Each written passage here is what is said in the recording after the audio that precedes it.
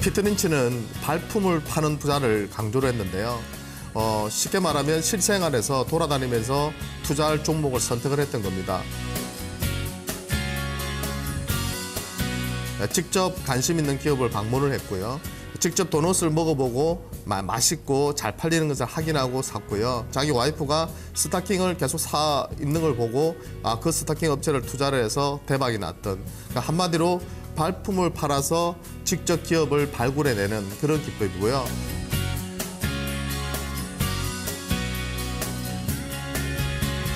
잘 나가는 기업에 투자를 해라는 겁니다.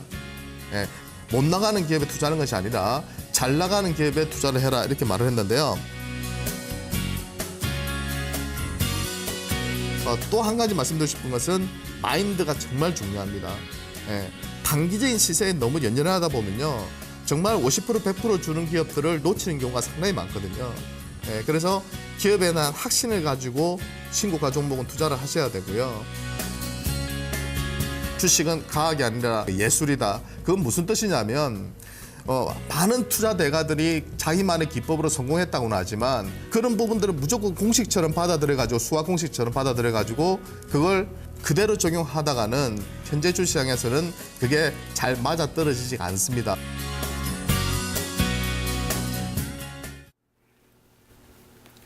네, 레전드에게 듣는다. 오늘 토마토 투자자문 유성치 운용력입니다. 운용력님, 안녕하세요. 네, 안녕하세요. 반갑습니다. 네, 오늘 한 증권사에서 삼성증권에서 리포트가 나왔는데요. 제목에 피터 린치가 들어가요. 2015년에도 피터 린치 키즈가 승리할까? 라는 제목입니다. 지금 좀 언론사들 중에서 오타가 났어요. 피터 린치 키스가 승리할까? 이렇게 오타가 좀 났는데 키즈입니다. 네, 피터 린치 키즈가 승리할까라는 얘기인데요. 올 한 해 자체가 그 어떤 피터 린치의 투자 전략이 적중했던 한 해였다, 이렇게 평가를 하고 있거든요. 자, 오늘 어떤 이야기 들려주실 건가요? 네, 일단 피터 린치가 제 판단에서는 일반적인 최근에 유행하고 있는 그런 가치주 펀드, 그 가치주 펀드나 많은 투자 자문사에서 최근에 이제 그 가치주를 가치주에 투자한다는 걸 표방하면서 투자라는 그 부분과 조금 다른 것 같아요. 몇 년 전까지 상당히 가치주들이 많이 올랐고요. 최근 들어서는 솔직히 좀 쉬고 있습니다. 그런 가운데 내년도에 이제 미국이 금리를 올리게 되면 제 판단에서는 그때 아마 가치주들이 조금 더 제 판단에서는 대접을 받을 것이다. 그러니까 지금 멀티플을 많이 받고 있는 고성장주보다는 그런 가치주들이 다시 움직일 여건이 된다고 보거든요. 근데 아직은 저는 아니라 보고 있고, 올해 피터 린치 키즈가 성공했다고 한다면 그거는 이제 가치주가 아니라 제 판단에서는 성장주 쪽이나 중국 내수 성장주 쪽이나 또는 모바일 쪽이나 모바일 게임이나 콘텐츠 쪽이나 이런 쪽에 투자하신 분들, 바이오 쪽, 이런 쪽이 아마 상당한 수익을 냈을 거라고 봅니다. 안 그래도 제가 오늘이 2014년도의 마지막 방송인데요. 이 말씀을 꼭 좀 드리고 싶더라고요.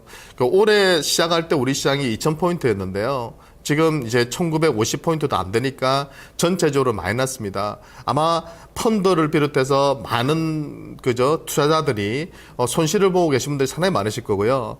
그러함에도 불구하고 올해 수익을 냈었다면 그분이 진정한 위너죠. 근데 1년으로 게임이 끝나지는 않습니다. 그게 승자다, 패자로서 구분할 수 있는 마지막 조건은 될 수 없거든요. 왜? 1년이 또 남아있고요. 또 남아있고요.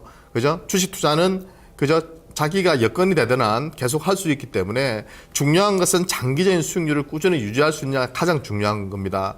몇 달 내가 몇십 프로 수익 낸 거 그거 중요한 거 아니에요. 그것은 오래 가지 않습니다.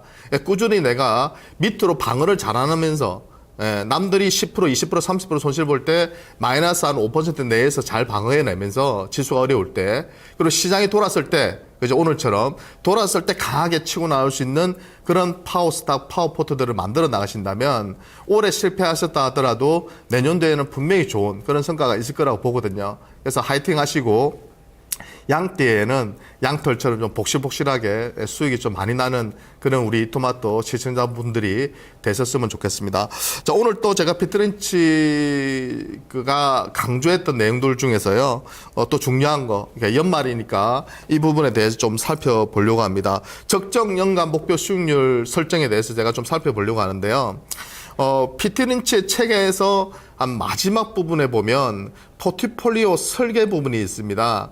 이 부분이 어떻게 보면 핵심이에요. 아까도 제가 앞에 그 프롤로그가 나왔지만 피터 린치는 주변에서 힌트를 얻어서 투자했다고는 하지만 모든 것을 스타킹 사고 모든 것을 빵을 산 건 아니에요. 뭐 코카콜라만 산 건 아닙니다.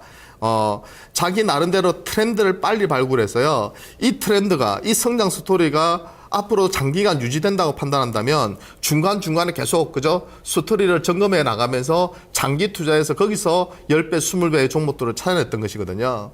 예. 그렇게 봤을 때, 피터 린치가 투자하는 개념이 무조건 성장주로 운 좋게 수익이 낸 게 아니라요.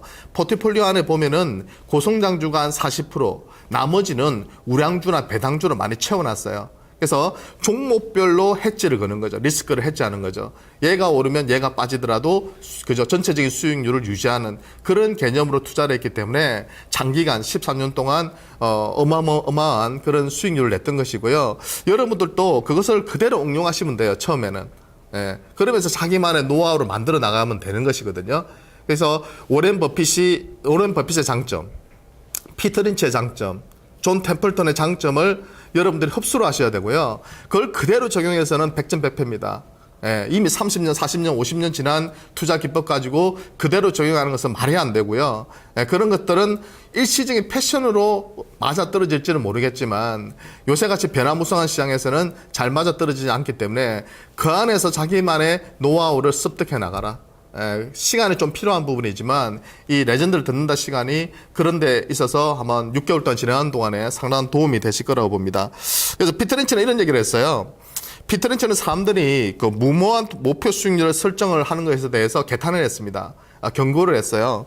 월가에 정말 잘 나간다는 건물들도 그죠? 그 엄청난 역사를 가지고 있는 그 미국의 주식시장에서도요.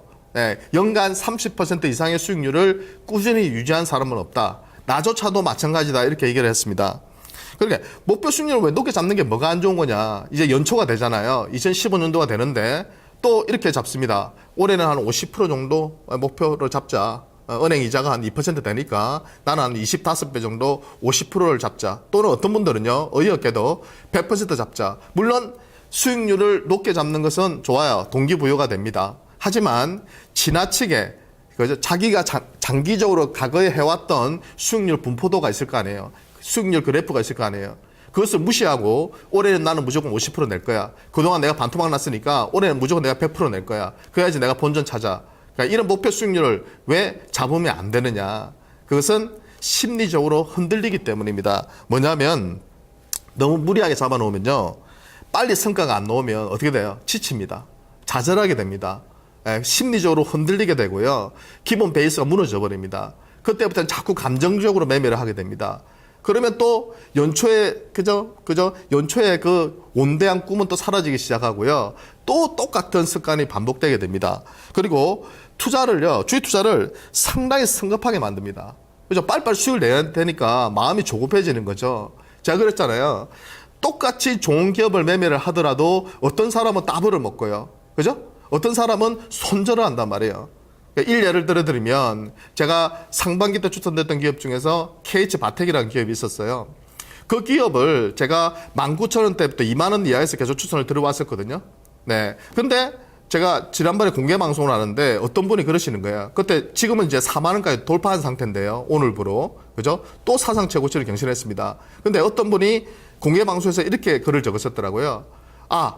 그 종목을 예전에 소개하는 것을 제가 받고 매수를 했었는데 흔들길래 그죠? 2만 원 돌파했다가 약간 흔들면서 19,000원대로 다시 주저앉자 겁이 나서 던졌다. 그래서 결국 나는 손절을 했다. 이렇게 말씀을 하시더라고요. 비중도 많이 들어가신 거지. 뭘 실패한 겁니까? 기업의 가치를 모르고 투자했다는 거. 그리고 어이없는 많은 비중을 투자함으로써 심리적으로 쫓긴 거죠. 약간 빠지니까 무너질까봐 다 팔아버렸던 거죠. 그러면서 따블을 낼 기업을 그죠? 어떻게 했어요? 이분은 손절을 때려버린 거죠. 같은 종목을 매매하더라도 6개월 후에 1년 후에 계좌는요 완전히 다릅니다. 그것은 뭐죠? 실력의 문제 다 아닙니다. 기업을 선정하는 실력도 중요하지만 가장 중요한 것은 마인드예요. 기본적인 마인드가 흔들려서는 안 된다. 그래서 목표 수익률을 잡을 때도요, 적정한 수익률을 잡으셔야지 안 흔들리는 거예요. 예. 그런데 무리한 목표 수익률 잡아놓으면 어떻게 됩니까? 자꾸 손실 나고 이러면 마음이 조급해져요. 예. 그러니까 빨리 팔아버리고 또 다른 쪽으로 넘어갑니다. 막 이제 자라나야 될 새싹 쪽에 물을 줘야 되는데 자꾸 무너지는 쪽, 올라오는 쪽은 빨리 끊어버리고요. 자꾸 무너지는 쪽에서 미련을 두고 고점에서 반토막, 고점에서 5분의 1 토막이니까 좋을 거야. 이제는 오르겠지 하고 그저 아무런 근거 없이 요행을 바라면서 들어가요.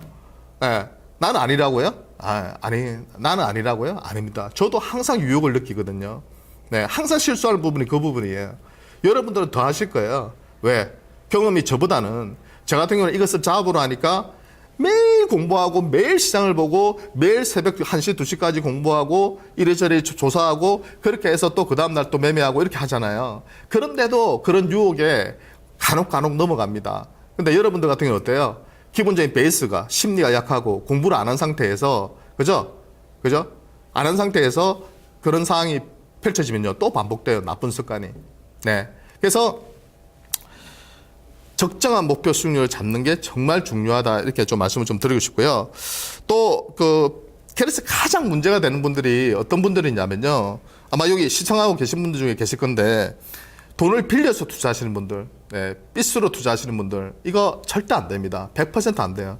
아무리 자기가 날고 켜도요, 빚으로 투자하면 무조건 망한다. 네, 이것은 저도 경험했고요. 정말 제 주변에 많은 분들에게 제가 경험을 했던 부분들이거든요. 자기가 아무리 실력이 있다 하더라도 빚으로 투자를 하게 되면, 그죠? 주식시장이라는 것은 어떤 돌발 상황이 펼쳐질지 몰라요. 그렇기 때문에 빚으로 절대 투자하지 마시고요. 여윳돈으로 자기가 몇 년 정도는 투자할 수, 그죠? 여유 있게 어디 쓸 용도가 없는 그런 여윳돈으로 투자를 하셔야지 절대 마음이 급해지지 않는다. 또 하나, 매달 생활비를 벌려고 하는 분들은 안 돼요. 그러니까 1년 정도 보고 버는 것은 괜찮은데, 내가 이번 달에 뭐 500만 원 벌어야 돼. 내가 이번 달에 1000만 원 벌어야 돼. 내가 이번 달에 200만, 300만 원 벌어야 돼. 그러니까 이렇게 매매하신 분들은요, 바둑으로 치면 완전 초몰리기 나가는 거예요. 네, 나중에는 뭐 어이없는 악수를 두죠. 그죠? 그러니까 그런 경험들 많이 했을 거예요. 그렇기 때문에 절대로 빌려서 투자하지 말고, 그죠? 전업 투자하실 때 있어서도 절대로 매달 생활비에 쫓겨서는 안 된다. 내가 못 벌어도 여윳돈이 있어야 돼요. 제일 안 좋은 건 뭐겠어요? 돈을 빌려가지고 빚으로 전업 투자, 매달 생활비를 벌려고 하는 사람들은 100점 100패. 그죠? 그렇게 투자하신 분들은 주식시장을 지금이라도 한번 객관적으로 생각해 보시고 떠나시는 것이 맞다. 이렇게 말씀을 드리고요. 여윳돈이 생겼을 때 하는 게 맞아요. 주식 투자는 조금은 중기 이상으로 보셔야지 정말 2배, 3배 먹을 수 있는 기업들이 나타나는 거지, 단타해서 먹는 것은 투기입니다. 예, 그것은 확률적으로 떨어져요. 포카의 예를 들어드렸죠. 꼭 좀 기억하시고요. 그리고 장기적인 이익 극대화는 결국 시장이 좋을 때나 나쁠 때나 전략을 고수할 수 있어야 된다. 예, 고수하려면 어떻게 돼요? 마음의 여유가 있어야 되겠죠. 그래서 여유를 없게 만드는, 조급하게 만드는 변수들을 제거해야 됩니다. 예, 빚으로 투자한다든지, 급등주에 투자한다든지, 신용으로 투자한다든지, 미수를 친다든지, 그죠? 예, 저가주에 투자한다든지, 부실주에 투자한다. 부실주에 투자하면 마음이 불안하잖아요. 예? 부실주에 투자했는데 단기적으로 한번 먹으려고 들어갔다가 물려버려요. 마음이 급하니까 칠 수밖에 없죠. 예, 잘못하다가는 큰 손실로 이어지니까. 그런 변수들을 제거해버렸어요. 그러면 여러분들도 충분히 안정적인 수익을 낼 수 있는 그런 분들이 됩니다. 자, 그리고 역사적인 시장 평균 수익률을 미국에서 구해보니까요, 예, 채권 수익률보다 좀 높고, 은행 이자보다 높고, 그러니까 뭐냐, 연간 10% 내요. 한 9에서 10% 정도래요. 예, 그래서 피터 린치가 뭐라 했냐면, 한 15에서 20% 정도만 연간 수익률 내더라도 대단한 거고요. 한 30%, 40% 낸다면 정말 대박이다. 이렇게 얘기를 한 거죠. 그러니까 여러분들은 어떠세요? 예, 올해를 지나가면서 여러분들이 어느 정도 수익률을 냈는지를 한번 판단해 보세요. 작년에는, 재작년에는. 네, 그게 객관적인 거죠. 예, 1년 중에서 한 달, 2달 수익, 내가 고점을 20% 수익 찍었는데 그가 중요한 게 아니라 연초 대비해서 연말에 내 계좌가 어떻게 됐냐가 제일 중요한 거죠. 예, 그게 객관적인 증거죠. 예, 그죠? 좋았을 때만 얘기하는 것은 하수입니다. 자, 그리고 당신이 10% 높다면은, 장기적으로 그런 수익률을 계속해서 최근에 한 몇 년 동안 거둬온다면 주식 투자에 상당히 소질이 있으신 거예요. 네, 그런 분들은 주식 투자를 네, 정말 업으로 하셔도 상관없다고 저는 생각합니다. 예, 절대로 삐스로만 하지 않는다면. 그것은 자기만의 노하우가 시장에서 몇 년간 검증됐다는 거거든요. 그죠? 예, 그분이 전문가일 수 있는 거죠. 예, 저는 개인적으로는 주식시장에 전문가는 없다고 봐요. 평생 배워가야 될 것이고 계속 변화하고 있기 때문에 그걸 트렌드를 빨리 쫓아가야 되거든요. 근데 그런 분들은 연속해서 한 3년 이상을 수익을 내고 있다면, 그죠? 자기만의 노하우가 구축되어 있고 그것이 성공하는 노하우라는 거죠. 실패하는 노하우가 아니라 좋은 습관을 가지고 있다는 거죠. 그래서 그런 분들은 주식을 계속 하셔도 되고요. 대신에 은행 이자보다도 내가 못하다. 그러면 은행에 맡기는 게 낫죠. 그죠? 채권 투자해서 내가 한 3%, 4% 내는데, 예, 그거보다도 못하다. 그러면 그것은 아니라는 거죠. 그죠? 그리고 특히 장기적으로 몇 년 이상 계속해서 손실이 나오고 있다면 그거는 주식 투자에는 안 맞아요. 소질이 없다고 보는 게 맞아요. 객관적으로는 자기가 직접 투자해서는 안 됩니다. 주식시장을 떠나는 것이 현명하다. 예, 이렇게 보는 게 맞겠습니다. 자, 그리고 포트 내 적절한 포트 종목수에 대해서 제가 계속 말씀을 그동안 좀 몇 번 드렸는데요. 이 책에서도 피터 린치는 계속 강조합니다. 예, 이 부분에 대해서 사람들이 많이 오해하고 있다. 나는 고성장주만 투자하는 사람이 아니라 여러 업종의 여러 기업들을 투자하는 사람이다. 그렇게 해서 서로 리스크를 해지한다. 그죠? 똑같은 업종에 있는 기업들을 다 담는 것이 아니라. 그래서 이렇게 달걀을 모두 한 바구니에 담아야 한다는 그런 주장하는 사람들이 있고요. 모든 달걀을 한 바구니에 담지 마라. 바구니에 구멍이 날지도 모른다. 예, 후자가 있는데요. 예, 피터 린치는 후자 쪽에 조금 더 무게를 뒀어요. 그런데 이런 말을 했습니다. 분산 투자를 하기 위해서 모르는 기업에 나누어 투자하는 것은 정말 어리석다, 미련한 짓이다 이렇게 얘기를 했고요. 그렇더라도 단 한두 종목에만 투자하는 것은 극히 위험하다 이렇게 얘기를 했습니다. 예, 그 뒤에 입장 좀 넘겨주세요. 예, 그래서 그건 무슨 말이냐면 분산 투자를 하기 위해 모르는 기업에 나눠 투자하는 것은 멍청한 짓이라는 거죠. 자기가 잘 아는 기업에 투자를 해야 된다는 거죠. 분산 투자를 하더라도. 그런데 문제는 그렇다고 해서 자기가 잘 아는 한두 종목에 투자하는 것은 극히 위험하다는 거죠. 왜? 최선의 내가 노력을 기울였다 하더라도 예기치 못한 상황이 항상 발생하는 곳이 주식시장이기 때문이다. 그잖아요. 예, 제가 내일 어떻게 될지, 한 달 후에 어떻게 될지를 정확하게 아는 사람은 없거든요. 언제든지 내가 선택한 종목에 이상한 일이 일어날 수 있는 것이 이 바닥입니다. 네, 그렇기 때문에 한두 종목보다는 적어도 한 5종목에서 한 15종목 사이를 투자하라고 얘기를 했고요. 우리 같은 개인 투자가들은 제 개인적으로는 5에서 15종목도 좀 많다고 봅니다. 한 3개에서 한 10개 사이 정도가 적정하다 보이고요. 그 안에서 이제 좋은 기업들, 업종별로 분류해서 성격이 다른 기업들을 투자를 해라 이렇게 얘기를 했습니다. 그죠?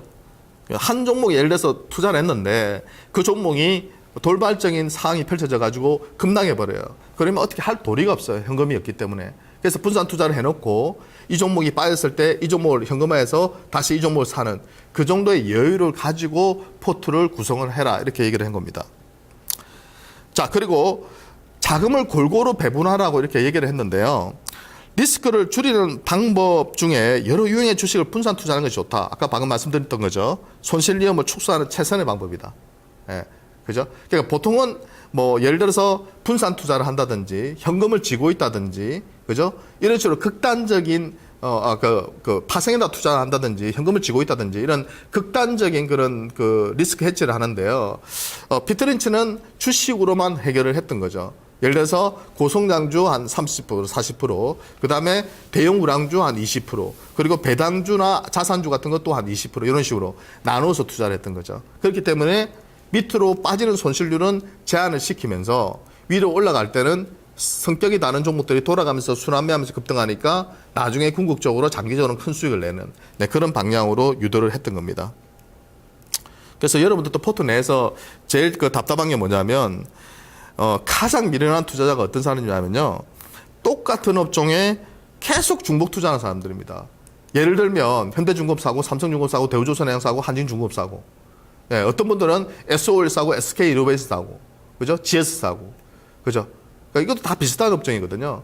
또 뭐 예를 들어서 롯데케미칼 사고, LG화학 사고, 금호석유 사고, 네, 그리고 또 현대중공업 사고, 삼성중공업 사고 이런 식으로 그러니까 이거는 전혀 이해할 수 없는 포트예요. 예, 그 업종이 아무리 좋다고 치더라도 지금은 솔직히 좋지도 않지만 아무리 좋다고 치더라도 그런 극단적인 매수는 어떻게 돼요? 예, 돌이킬 수 없는 손실로 이어집니다. 나중에는 우리가 제어할 수 있는 수준이 못 돼요. 예, 제어할 수가 없습니다. 그런 투자는. 그래서 내 포트를 딱 보시고요. 아, 내 업종이 어떻게 분포가 되어 있는지 한번 보세요. 지금 시장 성격에 맞는 업종이 있느냐, 아닌 업종이 있느냐를 구분하셔가지고 포트를 한번 재편해 보시는 것이 좋다. 이렇게 말씀을 드리겠습니다. 그리고 2015년 주식 전망은 제가 뭐 지난주에 한번 말씀드렸던 내용인데요. 핵심만 말씀드리면 변동성이 확대될 가능성이 높다. 그러니까 미국은 돈을 앞으로 그저 금리 인상하면 가져갈 것이다.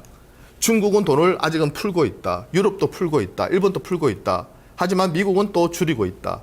그런 상황에서 각국의 정책이 이제는 엇박자를 타기 시작하니까 자금의 흐름도 어떻게 돼요? 신흥국으로 들어왔다 나왔다 상당히 빈번하게 왔다 갔다 하면서 변동성이 심화될 가능성이 높다고 보고 있고요. 그리고 또 한 가지는 뭐냐? 그런 변동성이 확대되는 가운데 올해처럼 똑같이 지수는 제가 볼 때 큰 변화 없을 거라고 보고 있고요. 그런 가운데 기회와 이기가 상존할 가능성이 높다고 보고 있습니다. 네. 네네. 네, 지난번에 증시 전망, 내년도 증시 전망 해주시면서 강조해 주셨던 대목을 다시 한번 지금 또 가져와 주셨는데요. 자, 내년도의 위기와 기회라면 구체적으로 어떤 게 있을까요? 네. 방금 제가 말씀드린 데서 조금 더 첨부해서 말씀을 드리면 될 것 같아요. 그러니까 이기라는 것은 신흥국 쪽에서 돈이 빠져나가는 상황인데요. 우리나라 같은 경우에는 지금 제일 문제가 되는 게 뭐냐면 돈이 없다는 겁니다. 수익이 없다는 겁니다. 대표적인 기업들이 실적이 안 좋아지고 있거든요. 네, 그게 제가 볼 때는 이기 요인입니다. 외국인들이 전체적으로 돈을 적극적으로 투자하지 못하는 상황에서 기업들의 실적이 안 좋으면, 그죠? 네, 돈이 빠져나가겠죠. 그 부분이 이기고요.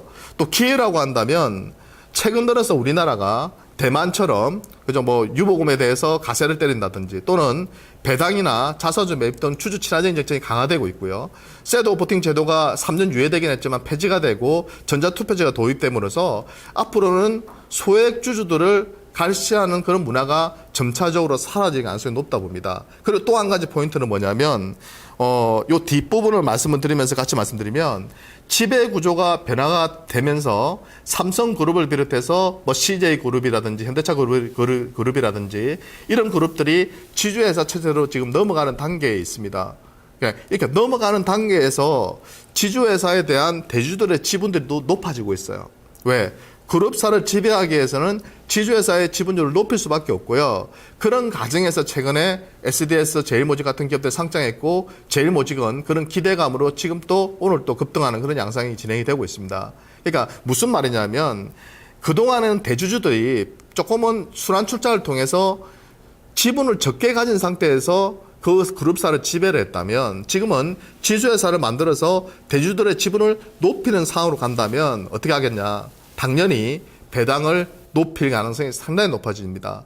그래서 특히 중장기 투자하시는 사람들 입장에서는 내년도의 기회 요인은 저는 역시 이 지배 구조 변화에 따라서 주주 친화적인 정책, 그죠? 배당 확대, 자사주 매입 확대, 적극적인 M&A 이런 것들이 활성화되면서요 기회 요인이 분명히 또 있다고 봅니다. 업종별로는. 그리고 또 넘어가서 지난주에 제가 몇 개 소개시켜드린 중에서 좀 더 설명드려야 될 쪽이 어느 쪽이냐면 모바일 쪽은 여전히 저는 사물 인터넷까지 포함하는 개념인데요. 이쪽은 앞으로도 계속 잘 될 거라 봅니다. 물론 모든 기업이 잘 될 수는 없겠지만 사물 인터넷이 확장되는 관점에서 본다면 역시 반도체 쪽이 나빠질 이유는 없을 것이고요. 그러니까 반도체 쪽이 좋아진다면 장비나 부품 쪽이 내년에도 여전히 하락세가 이어질 걸로 저는 판단을 하고 있고요.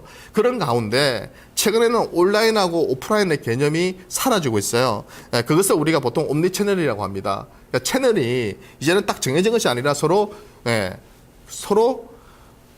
정보를 교환하면서 오프라인과 온라인이 이어지는, 그죠? O2 개념으로 이제 이어진다고 보시면 될 것 같고요. 그런 개념들이 이제 확산되면서 뭐 핀테크라든지 이런 쪽으로 좀 더 진행이 되는 그런 양상이 진행될 겁니다. 그 안에 이제 있는 핵심적인 기업들을 우리가 이제 고민해 볼 필요가 있겠죠. 그래서 그런 트렌드들, 또 메탈 케이스로 또 확장되는 트렌드들, 이런 것들, 그리고 옴니 채널로 확장되는 트렌드 안에서 어떤 기업이 다시 랠리를 펼칠지에 대해서 우리가 고민해 보시면 좋을 것 같고요. 아까 밑에 말씀드렸듯이 저성장, 저금리, 저물가 국면에서 지배구조가 변화되면 거기서 또 수혜를 받는 대그룹사들이 나타나겠죠. 그리고 그 대그룹사 안에서 또 수혜를 받을 수 있는 기업들이 나타날 겁니다. 예, 그런 기업들에 대해서 여러분들이 연말 연초장에서 좀 관심 있게 투자하시면 좋은 성과가 있을 것 같고요. 한 가지만 마지막으로 말씀드리면 이런 트렌드에 투자하는 건 좋대. 제일 중요한 것은 실적입니다. 1월달, 2월달 또 어닝 시즌이죠. 그러니까 실적이 좋아지면서 이런 트렌드에 부합하는 기업에 투자하신다면 훨씬 시장보다는 초과 수익률을 낼 수 있는 좋은 성과를 낼 수 있을 거라 봅니다. 네, 오늘은 여기에서 마무리하겠습니다. 감사합니다. 네, 1, 2월 또 다시 기회가 찾아올 수 있겠습니다. 실적 시즌이 도래하면서 또 연초라는 그 또 특수성이 있죠. 이런 부분들 활용해서 또 피터 린치에 따른 전략이 어느 정도 또 적중하는지 이 시간을 통해서 계속 확인해 보도록 할 텐데요. 자, 오늘 레전드에게 듣는다까지 마켓 2막 2장까지 함께 하셨습니다. 내일 이제 올해 마지막 증시 이 시간 다시 돌아오도록 하죠. 고맙습니다.